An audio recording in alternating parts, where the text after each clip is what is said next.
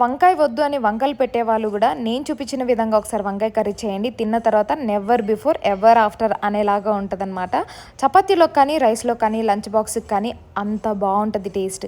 First అయితే 2 table spoon oil పోపు వేసేసుకొని ఒక 4 గ్రీన్ చిల్లీని మధ్యలో కట్ చేసి వేసుకొని అవి ఫ్రై అయిపోయిన తర్వాత ఆనియన్స్, అల్లం వెల్లుల్లి పేస్ట్ ఒక 1/2 టేబుల్ స్పూన్, ఉప్పు, పసుపు మీకు తగ్గట్టుగా వేసేసుకొని కలిపేసి మూత పెట్టండి. ఆనియన్స్ ఫ్రై అయిపోయిన తర్వాత టమాటో ప్యూరీ వేసుకోండి. టమాటోస్ పీసెస్ కట్ చేసి వేసుకోకుండా టమాటో ప్యూరీ వేసుకున్న తర్వాత కొంచెం వాటర్ యాడ్ చేయండి. దానిలోకి 1 టేబుల్ స్పూన్ కారం, 1 టేబుల్ స్పూన్ ధనియాల పొడి, 1 టేబుల్ స్పూన్ జీరా పౌడర్.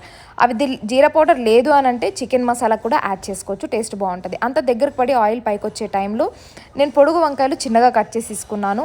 అలా అన్నీ వేసి కలిపేసి మూత పెట్టేసేయండి.